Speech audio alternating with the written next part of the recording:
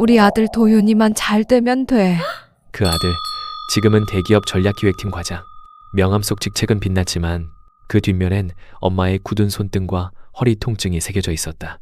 엘리베이터 안에선 언제나 그녀의 존재가 투명했고 퇴근길 지하철 유리창 속 얼굴은 늘 묵묵하게 자신을 삼킨 사람 같았다. 그런데 그날따라 그녀는 왠지 모르게 조금 더 허리를 펴고 걸었다. 새벽 4시 서울 강남의 고층 빌딩 구석구석에 걸레질 자국이 마지막으로 남았다. 한영자의 손끝에서 물방울이 바닥으로 떨어졌다. 물방울은 반짝이는 타일 위에서 깨끗하게 퍼져나갔다. 그녀의 손등에는 세월의 지문이 깊게 패여 있었다. 영자는 마지막 걸레를 짜고 청소 도구를 정리했다. 그녀의 어깨는 무거웠지만 걸음은 가벼웠다. 오늘도 무사히 일과를 마쳤다는 안도감이 그녀의 발걸음을 이끌었다. 빌딩을 나서는 순간 차가운 새벽 공기가 그녀의 뺨을 스쳤다. 영자는 순간 멈춰서서 깊게 숨을 들이마셨다. 청소약 냄새로 가득했던 코끝에 이제 서울의 새벽 공기가 들어왔다. 버스 정류장으로 향하는 길, 그녀의 발걸음은 20년의 습관처럼 일정한 리듬을 유지했다. IMF 외환 위기가 한국을 강타했던 그때, 중학교 영어 교사였던 영자는 구조조정의 칼날을 피하지 못했다. 하루아침에 교단을 떠나야 했지만 그녀에게는 선택의 여지가 없었다. 어린 아들 도윤을 혼자 키워야 했기 때문이다. 첫 버스를 기다리며 영자는 주머니 속 휴대폰을 꺼냈다. 화면에는 아들의 웃는 얼굴이 반짝였다. 대기업 전략기획팀에서 일하는 당당한 모습이었다. 사진 속 도윤은 영자의 얼굴보다 더 환했다.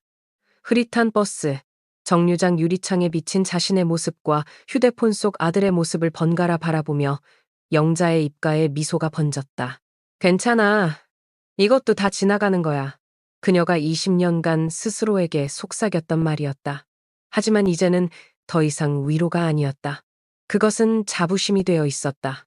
영자의 손은 거칠고 굳은 살이 박혀 있었지만 그 손으로 키운 아들은 이제 누구보다 단단하게 세상에 서 있었다. 첫 번째 버스가 도착했다. 영자는 버스에 올라 구석자리에 앉았다. 창밖으로 서서히 밝아오는 서울의 새벽 풍경이 흘러갔다. 한강을 지나는 순간 물결 위로 반사된 도시의 불빛이 마치 별처럼 빛났다. 영자는 문득 자신의 삶이 저 물결 같다는 생각이 들었다. 표면은 잔잔해 보여도 그 아래에는 수많은 흐름과 소용돌이가 있었다. 버스 창에 머리를 기대고 잠시 눈을 감은 영자의 귀에 옆자리 승객들의 대화가 들려왔다. 요즘 애들은 부모 고생 모르고 자라서 그래. 맞아요. 우리 어머니도 저렇게 새벽부터 일하셨는데. 영자는 눈을 감은 채 미소 지었다. 낯선 이의 공감이 가슴을 따뜻하게 데웠다. 그녀의 희생이 보이지 않는 곳에서도 누군가에게는 보이고 있었다. 집에 도착한 영자는 조용히 문을 열었다. 작은 아파트지만 그녀에게는 평화로운 안식처였다. 거실 소파에는 도윤이 늦게까지 일하다 잠든 모습이 보였다. 영자는 소리 없이 다가가 아들의 얼굴을 바라보았다. 어린 시절의 천진난만한 모습이 아직도 남아있었다. 영자는 살며시 도윤의 어깨 위에 담요를 덮어주었다. 주방으로 향한 영자는 오늘도 아들의 아침 식사를 준비했다. 손끝에 통증이 느껴졌지만 그녀의 얼굴에는 고통보다 사랑이 더 짙게 묻어났다. 끓어오르는 된장찌개의 김이 그녀의 얼굴을 적셨다. 영자는 그 따뜻함 속에서 하루의 피로를 풀어냈다. 창밖으로 동이 터오고 있었다. 새로운 하루가 시작되었다. 영자는 아들이 깨어나기 전에 잠시 눈을 붙이기 위해 방으로 향했다. 오늘도 그녀의 하루는 끝이 아닌 또 다른 시작이었다. 오늘따라 허리가 더 아팠다. 청소 도구를 들고 계단을 오르내릴 때마다 뻐근한 통증이 찾아왔지만 나는 묵묵히 일을 마쳤다. 집에 돌아오니 도윤이 거실에서 기다리고 있었다. 평일 아침에 회사에 가지 않고 집에 있는 모습이 낯설었다. 엄마, 오늘 일찍 끝났네요? 도윤의 목소리에는 평소와 다른 긴장감이 묻어 있었다. 나는 가방을 내려놓으며 아들의 얼굴을 살폈다. 어떤 중요한 이야기가 있을 것 같은 예감이 들었다. 오늘 좀 일찍 끝났어. 무슨 일 있니? 도윤은 소파에 앉으라는 듯 손짓했다. 나는 겉옷을 벗지도 못한 채 그의 맞은편에 앉았다. 심장이 갑자기 빠르게 뛰기 시작했다. 불길한 소식이 아니길 바랐다. 엄마, 제가 결혼하려고요. 순간 내 안에서 무언가가 터져 나왔다. 기쁨이었다. 오랫동안 꿈꿔왔던 아들의 결혼 소식에 가슴이 벅차올랐다. 그동안의 고단함이 한순간에 씻겨나가는 것 같았다. 정말? 어머, 도윤아. 그렇구나. 목소리가 떨렸다. 눈물이 차올랐지만 기쁨의 눈물이었다. 도윤은 수줍게 웃으며 휴대폰을 꺼냈다. 화면 속에는 단정하고 지적인 인상의 여성이 미소 짓고 있었다. 이분이 수빈이에요. 서울대 미대 교수로 일하고 계세요. 나는 화면을 바라보며 가슴이 조금 조여왔다. 교수라니. 내 아들의 신부가 교수라니. 갑자기 나 자신이 작아지는 기분이 들었다. 내 손을 내려다보니 청소약으로 거칠어진 손가락과 짙은 주름이 눈에 들어왔다. 참 훌륭하구나. 어떻게 만났어? 도윤은 그들의 만남부터 연애 과정까지 설명했다. 수빈의 부모님은 모두 학자였다. 아버지는 유명 사립대 총장을, 어머니는 음악대학 학장을 지냈다고 했다. 그들은 미국에서 오랫동안 생활했으며 지금도 해외를 오가며 강연을 한다고 했다. 도윤의 이야기를 들을수록 내 안에서는 기쁨 대신 불안감이 커져갔다. 그런 집안과 나 같은 청소부 출신 어머니가 어울릴 수 있을까? 내가 아들의 발목을 잡는 건 아닐까? 머릿속이 복잡해졌다. 상견례는 다음 주 토요일로 잡았어요. 프렌치 레스토랑인데 엄마가 좋아하실 거예요. 프렌치 레스토랑. 그 단어가 내 귀에 생경하게 들렸다. 나는 패스트푸드점 외에는 거의 가본 적이 없었다. 그런 고급 레스토랑에서 무슨 말을 해야 할지, 어떻게 행동해야 할지 막막했다. 수빈이 부모님이 좀 격식을 중요시하시거든요. 하지만 걱정 마세요. 제가 다 알려드릴게요. 도윤의 말에 가슴이 더 무거워졌다. 내 아들은 내가 그런 자리에 어울리지 않는다는 것을 이미 알고 있었다. 그래서 미리 말해주는 것이었다. 갑자기 입안이 마르고 손끝이 차가워졌다. 그럼 나는 뭘 준비해야 하니? 내 목소리가 떨렸다. 도윤은 내 불안을 눈치챘는지 다정하게 손을 잡아주었다. 엄마, 그냥 엄마 모습 그대로 오시면 돼요. 수빈이도 엄마 만나길 정말 기대하고 있어요. 하지만 나는 알고 있었다. 그대로의 모습이 문제라는 것을. 내가 평생 해온 일, 내 손에 밴 청소약 냄새, 내 구부정한 자세, 그리고 내 단순한 말투가 모두 문제가 될 수 있다는 것을. 도윤이 자리를 뜬 후 나는 오랫동안 거울 앞에 서 있었다. 거울 속 여자는 피곤해 지친 얼굴, 거친 손, 구부정한 어깨를 가지고 있었다. 그 모습이 수빈의 세련된 부모님과 한 테이블에 앉아 있는 상상을 해보니 숨이 막혔다. 밤새 잠을 이루지 못했다. 천장을 바라보며 끊임없이 상견례 자리를 상상했다. 화려한 샹들리에 아래 정장을 차려입은 교수 부부와 그들의 딸, 그리고 그 옆에 앉은 나. 그 장면을 그릴 때마다 가슴이 조여왔다. 도윤아, 네가 행복하다면 엄마는 그걸로 충분해. 어둠 속에서 중얼거리며 나는 도윤을 위해 최선을 다하기로 다짐했다. 아들이 부끄러워하지 않을 어머니가 되기 위해 남은 일주일 동안 할 수 있는 모든 준비를 하기로 했다. 하지만 내 심장 깊은 곳에서는 여전히 불안의 파도가 높게 일고 있었다. 아침부터 내 마음은 복잡했다. 상견례까지 이제 사흘밖에 남지 않았다. 손에는 도윤이 건네준 신용카드가 들려 있었다. 엄마, 옷 사는데 돈 걱정하지 마세요. 제 카드로 마음에 드는 거 사요. 아들의 말이 귓가에 맴돌았다. 백화점 입구에 서자 갑자기 다리가 무거워졌다. 20년 만에 처음 들어가는 백화점이었다. 화려한 조명과 고급스러운 향수 냄새가 나를 압도했다. 에스컬레이터를 타고 올라가는 동안 내 낡은 운동화와 다른 사람들의 반짝이는 구두가 대비되어 보였다. 심장이 빨리 뛰기 시작했다. 여성복 매장에 도착했을 때 나는 어디서부터 봐야 할지 몰라 한동안 서 있었다. 매장 직원이 다가왔다. 무엇을 도와드릴까요? 그녀의 세련된 옷차림과 화장이 나를 더 위축시켰다. 손을 꼭 쥐며 용기를 내어 말했다. 상견례 자리에 입을 옷을 찾고 있어요. 직원은 나를 위아래로 훑어보더니 미소를 지었다. 그 미소가 진심인지 예의상인지 구분할 수 없었다. 연세에 맞는 단정한 정장을 찾으시는 거죠? 이쪽으로 오세요. 그녀가 안내한 곳에는 중년 여성용 정장들이 걸려 있었다. 하나씩 살펴보는데 가격표를 보고 숨이 막혔다. 내가 일주일 동안 청소해서 버는 돈보다 비싼 옷들이었다. 손이 떨렸다. 괜찮으세요? 좀 앉아서 쉬시겠어요? 직원의 말에 고개를 저었다. 약해 보이고 싶지 않았다. 여러 옷을 시도해 보았지만 거울 속 내 모습은 여전히 어색했다. 마네킹에 걸린 옷과 내 몸에 입혀진 같은 옷이 완전히 달라 보였다. 등이 굽은 내 자세가 아무리 고급 옷을 입어도 초라해 보였다. 결국 네이비색 정장을 구매했다. 계산대에서 아들의 카드를 내밀 때 손가락에 굳은 살이 더 도드라져 보였다. 카드를 긁는 직원의 손과 내 손이 너무 달랐다. 다음 날 오랜 친구 복자를 만났다. 복자는 내가 교사 시절부터 알고 지낸 유일한 친구였다. 그녀는 IMF 때도 살아남아 지금은 학교 행정실장으로 일하고 있었다. 영자야, 너무 걱정하지 마. 사람 만나는 건 다 똑같아. 복자의 말이 위로가 되지 않았다. 프렌치 레스토랑에서의 식사 예절부터 대화 주제까지 모든 것이 두려웠다.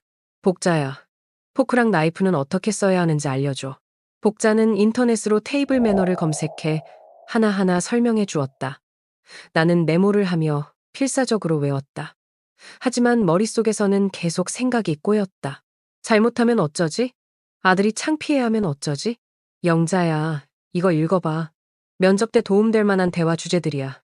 복자가 건넨 글에는 시사, 문화, 예술 관련 대화 주제들이 정리돼 있었다. 나는 그것들을 읽으며 더 절망스러워졌다. 청소와 아들 이야기 외에는 할 말이 없었다. 집에 돌아와 거울 앞에 섰다. 새 정장을 입고 머리를 단정히 하고 복자가 알려준 대로 화장도 했다. 하지만 거울 속 여자는 여전히 불안해 보였다. 아무리 외양을 바꿔도 내면의 두려움은 감출 수 없었다. 밤이 깊어갔다. 침대에 누워 천장을 바라보며 내일 해야 할 말들을 연습했다. 안녕하세요. 도윤 어머니입니다. 간단한 인사조차 입에 붙지 않았다. 가슴이 답답했다. 창문을 열고 깊게 숨을 들이마셨다. 바깥 공기가 차가웠다. 밤하늘에는 별이 보였다. 문득 20년 전 교단에 서서 학생들을 가르치던 때가 그리워졌다. 그때의 나는 자신감이 넘쳤다. 영어 교사로서의 프라이드가 있었다. 지금의 나는 그저 청소부일 뿐이었다. 제발, 내일만 잘 버티자. 나는 별을 보며 중얼거렸다. 아들을 위해, 아들의 행복을 위해 이 시간만 견디면 된다고 스스로를 다독였다. 하지만 마음 한 구석에서는 여전히 불안감이 사라지지 않았다. 내가 아들의 발목을 잡게 될까봐. 내 존재가 아들의 미래를 어둡게 할까봐. 베개를 꼭 끌어안고 눈을 감았다. 내일이 오지 않았으면 하는 마음이 들었다. 하지만 시계바늘은 무심히 움직이며 상견례의 시간을 향해 나아가고 있었다. 레스토랑 입구에 서자 다리가 떨려왔다. 도윤이 내 팔을 잡아주었지만 안정감을 주기보다는 오히려 그의 긴장이 나에게 전해지는 것 같았다. 유리문 너머로 보이는 실내는 화려한 샹들리에와 우아한 테이블 세팅으로 가득했다. 내 심장이 더 빠르게 뛰기 시작했다. 엄마, 괜찮아요. 그냥 자연스럽게 하면 돼요. 도윤의 말에 나는 억지 미소를 지었다. 그가 문을 열어주자 프랑스 요리 특유의 향신료 냄새가 코끝을 자극했다. 직원이 우리를 안내한 테이블에는 이미 세 사람이 앉아 있었다. 수빈과 그녀의 부모님이었다. 그들을 보는 순간 내 발걸음이 무거워졌다. 수빈의 어머니는 진주 목걸이와 고급스러운 블라우스를 입고 있었고 아버지는 완벽한 수트 차림이었다. 수빈은 우아하게 미소 지으며 일어섰다. 안녕하세요, 어머님. 만나서 반갑습니다. 수빈의 인사에 고개를 숙였다. 목소리가 나오지 않았다. 겨우 미소를 지으며 인사를 건넸다. 안녕하세요. 테이블에 앉아 수빈의 아버지가 영어로 말을 꺼냈다. 한 여사님, 도윤이 말하길 전에 교사셨다고요? 갑작스러운 영어에 숨이 막혔다. 나는 순간 어떻게 대답해야 할지 몰라 도윤을 바라보았다. 도윤이 재빨리 통역했다. 엄마, 선생님이셨다고 들었다고 하세요. 나는 떨리는 목소리로 대답했다. 네, 중학교 영어 교사였습니다. 도윤이 다시 영어로 통역했다. 수빈의 부모님은 서로 눈길을 교환했다. 그들의 표정에서 의심이 익혔다. 나는 손수건으로 식은땀을 닦았다. 수빈의 어머니가 다시 영어로 말했다. 영어 교사셨는데 통역이 필요하다니 흥미롭네요. 도윤 씨, 어머니께서는 영어를 전혀 이해하지 못하시나요? 그 말을 완벽히 이해했지만 나는 아무 말도 할 수 없었다. 입술이 바짝 말랐다. 도윤이 불편한 표정으로 통역했. 엄마, 영어 선생님이셨는데 통역이 필요하냐고, 영어를 이해하시냐고 물어보세요. 나는 테이블 밑에서 손을 꽉 쥐었다. 손톱이 손바닥을 파고들었지만 그 통증이 내 자존심의 상처보다 덜 아팠다. 오래 전 일이라 많이 잊어버렸어요. 도윤이 다시 통역했다. 수빈의 부모는 서로 의미심장한 눈빛을 교환했다. 그들은 계속해서 영어로 대화를 이어갔다. 그때는 교육 기준이 다른 것 같군요. 도윤 씨, 어머니께서는 지금 무슨 일을 하신다고 했죠? 도윤의 표정이 굳어졌다. 그는 통역을 망설였다. 아버님이 엄마 직업이 뭐였는지 물어보세요. 나는 손가락을 더 세게 꼬집었다. 목구멍이 메어왔다. 지금은 건물 관리를 하고 있어요. 도윤이 통역하자 수빈의 부모는 다시 영어로 말했다. 청소부요? 어머, 정말 경력 변화가 심하네요. 교사에서 청소부로. 그들은 웃음을 참으려 했지만 그들의 눈빛에서 경멸이 느껴졌다. 나는 그들의 말을 모두 이해했다.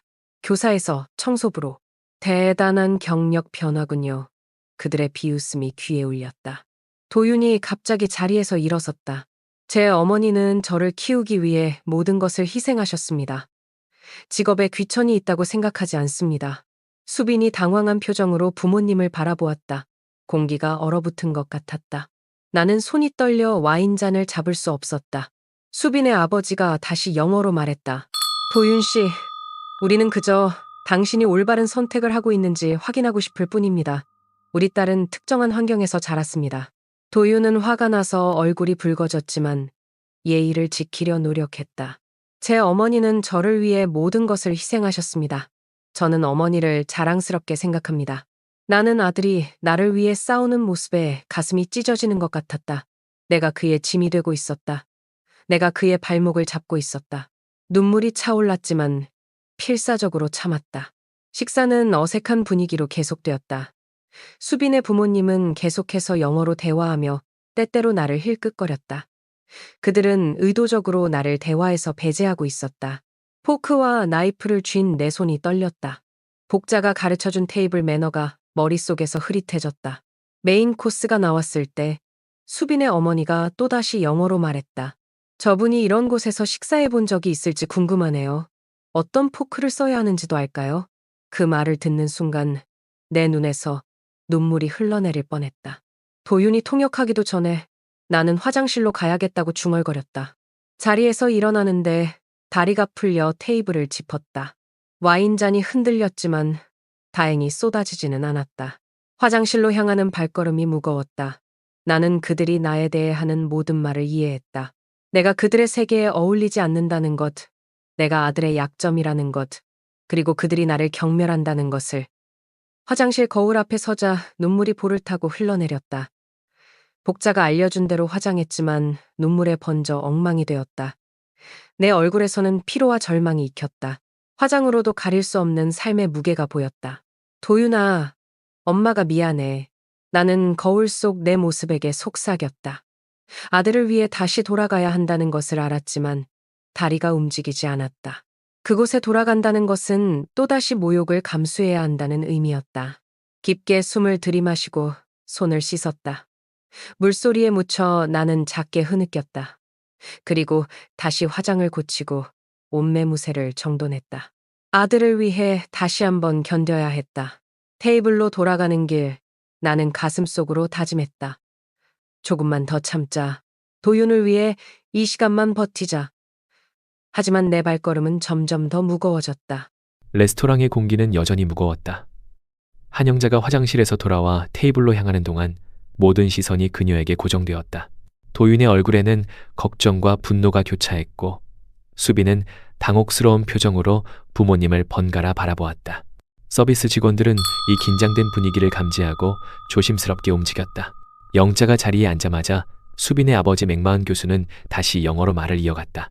제가 말했듯이 결혼에서는 사회적 호환성이 필수적입니다.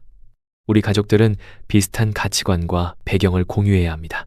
그의 목소리에는 겉으로 드러나지 않는 우월감이 묻어 있었다. 도윤은 그 말을 통역하지 않았다.